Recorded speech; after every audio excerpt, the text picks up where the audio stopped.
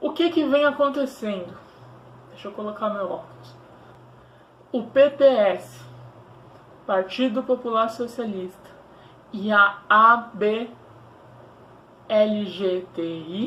Associação Brasileira de Gays, Lésbicas, Travestis, Transsexuais e Intersexuais, entraram com uma ação na Justiça para que o STF, Supremo Tribunal Federal, criminalizasse a transhomofobia.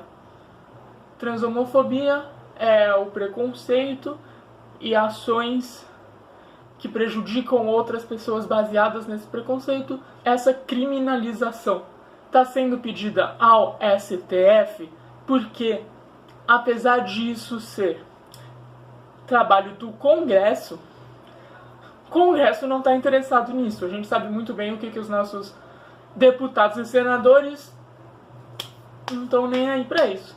Se depender deles, não vai vir nunca.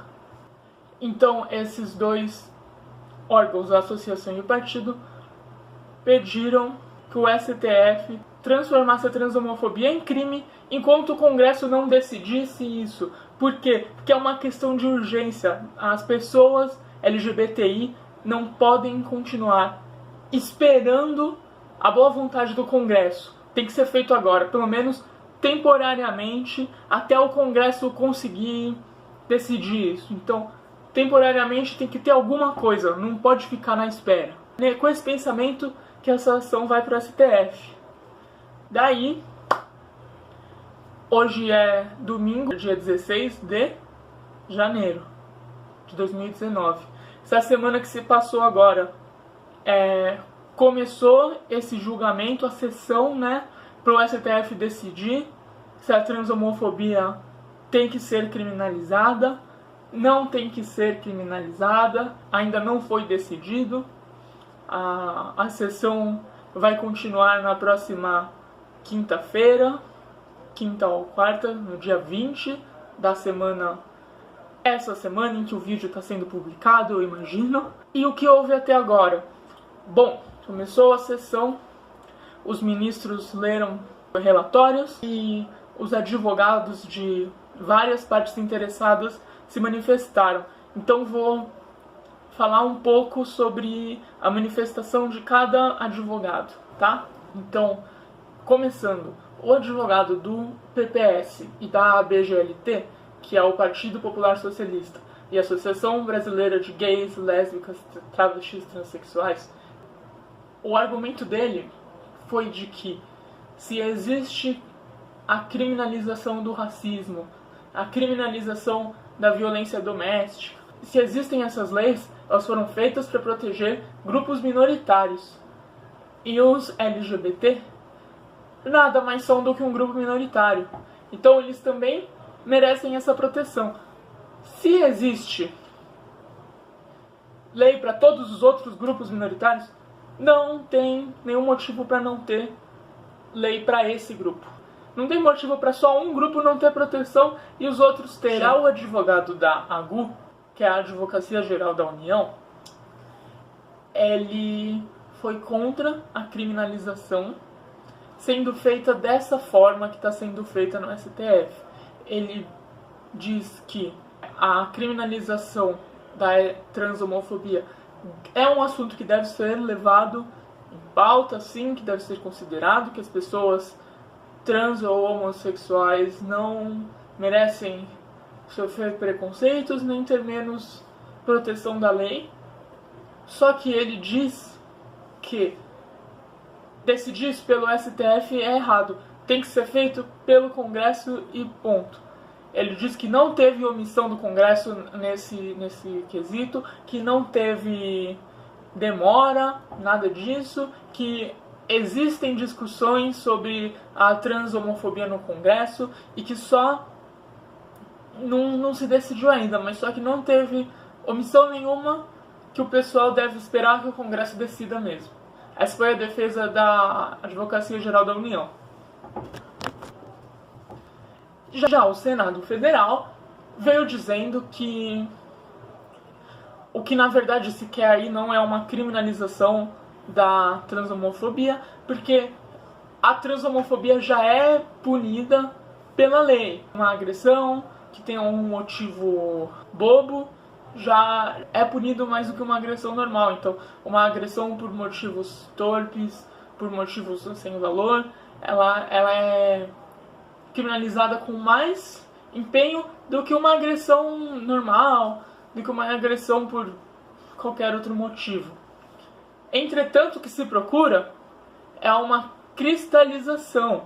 Então, que haja uma forma específica, certinha, de punir quem pratica alguma conduta transhomofóbica, para que a gente tenha uma segurança maior, para que a população LGBT tenha uma segurança maior, para que as pessoas saibam que se você publicar no site do seu restaurante que você não atende homossexuais, tem aquela pena ali, ó, que é aquela, que vai ser essa que tá na lei, que não vai ter jeito, que se tu fizer, tá ali, ó, tá cristalizado na lei. Depois do Senado, quem veio a falar foi o advogado do Grupo Gay da Bahia, que é aí um grupo muito ativo politicamente na defesa das pessoas gays, homossexuais, transexuais e bissexuais no Brasil. Tá sempre fazendo pesquisas, tá sempre dando informação aí.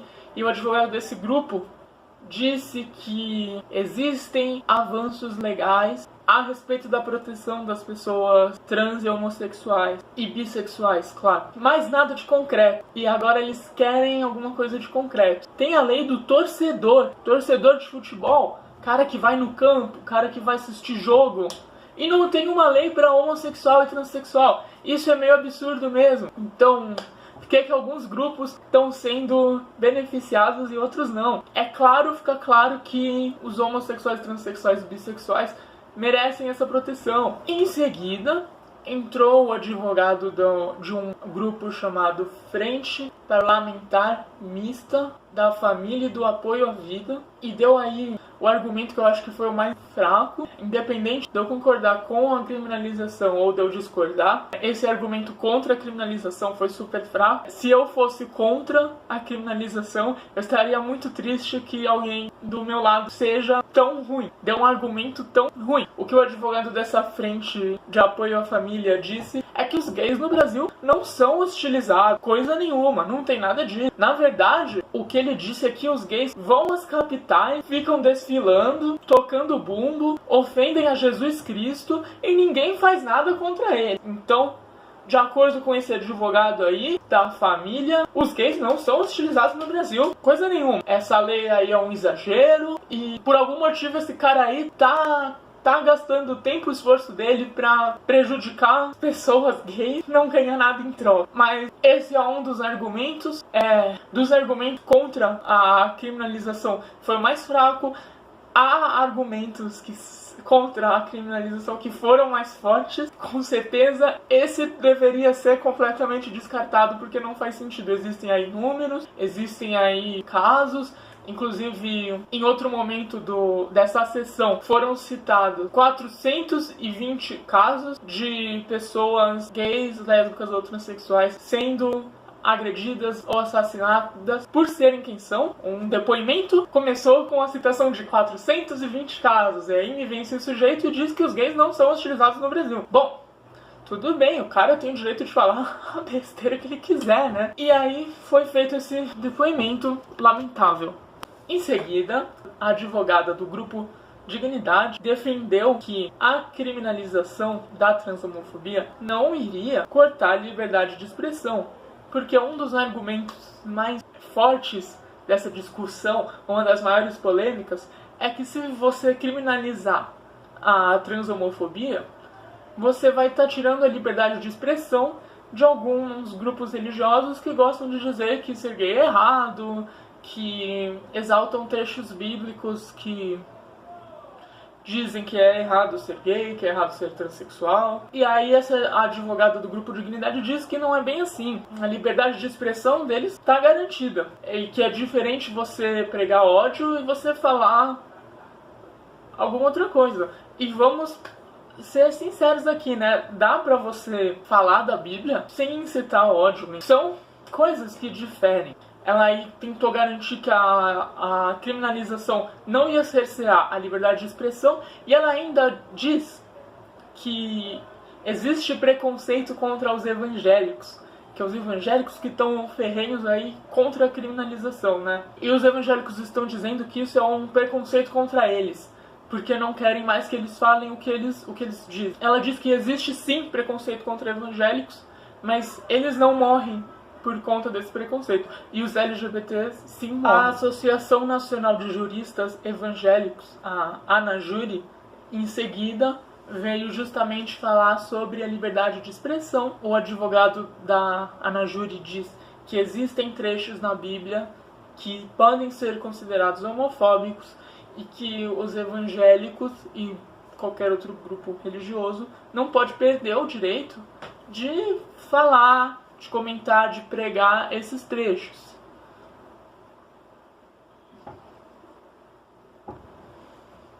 E aí, esse foi o argumento principal da ANAJURI. A criminalização acarreta um problema para eles. As agressões, de fato, de acordo com o advogado da ANAJURI, nenhum evangélico tá indo atrás de bater em gays, de matar gays, mas eles querem poder falar o que tá na Bíblia deles, eles não querem ter que perder um pedaço da Bíblia. Depois da Associação Nacional de Juristas Evangélicos, veio a ANTRA, Associação Nacional de Travestis e Transsexuais, fazer a sua defesa. Obviamente concordando com a criminalização, a advogada da ANTRA diz que a agressão contra homossexuais, travestis, transexuais está completamente banalizada no Brasil. Essas agressões não são definidas apenas pelo físico, pela agressão física, mas vem nos xingamentos, vem nas injúrias, vem nos preconceitos. A criminalização tem que ser feita de forma completa,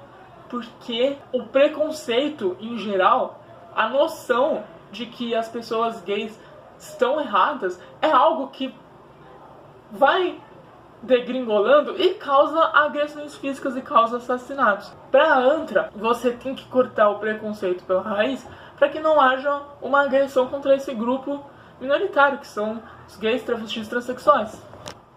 Por fim, o Procurador-Geral da República foi dar o seu depoimento, foi fazer a sua defesa a favor da criminalização. Foi ele quem citou 420 casos de pessoas gays, lésbicas, bissexuais, travestis, transexuais que morreram por serem gays, lésbicas, travestis e transexuais. Ele disse que o STF precisa dar essa criminalização, que isso é algo necessário, que isso é algo simplesmente justo, que esse assunto não deve ser só debatido, mas ele também deve ser colocado em prática. E o STF tem a obrigação de tomar condutas que levem ao fim do preconceito, ao fim do ódio no Brasil. O STF tem a obrigação de acabar com o preconceito. E foi esse o último depoimento da sessão. A criminalização ainda não foi decidida. Vai continuar no dia 20 de janeiro de 2019 essa sessão. E aí vamos esperar para ver no que vai dar. O que eu vou dizer agora?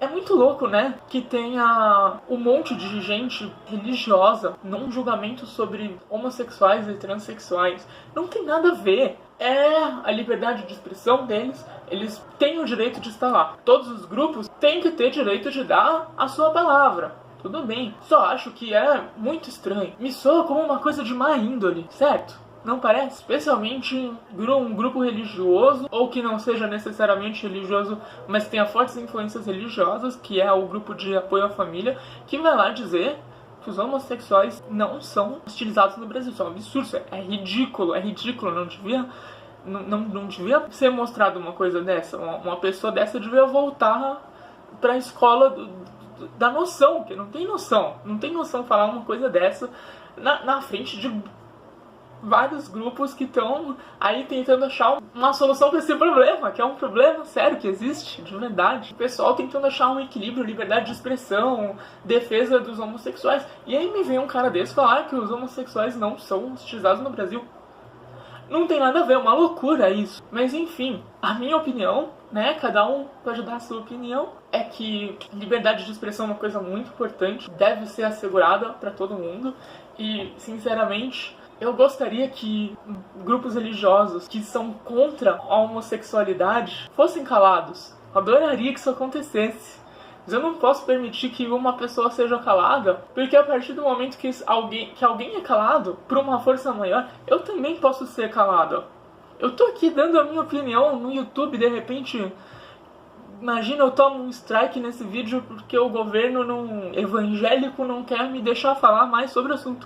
Então, deixa eles falarem lá o que eles quiserem, deixa eles falarem que homossexual é ruim, aqui eu tô falando que é bom, aqui eu tô falando que é natural, que é biológico, e aí é no biológico que eu entro. Ser homossexual, ser bissexual, ser transexual, ser transgênero, é biológico, é biologicamente esperado que exista pessoas transexuais, homossexuais, bissexuais numa população humana. Seria antinatural se não existisse. Então ninguém tem escolha, isso nunca foi uma escolha de ninguém. Da mesma forma que nascer negro também não é uma escolha de ninguém. Então uma analogia boa, uma analogia que funciona. Você falar, não se pode machucar negros por serem negros, porque eles não tiveram escolha de ser negro. Então se você machuca alguém por uma coisa que nem foi escolha dele, a sua pena deve ser aumentada. O mesmo vale para os homossexuais, transexuais, eles não escolheram, não se escolhe isso.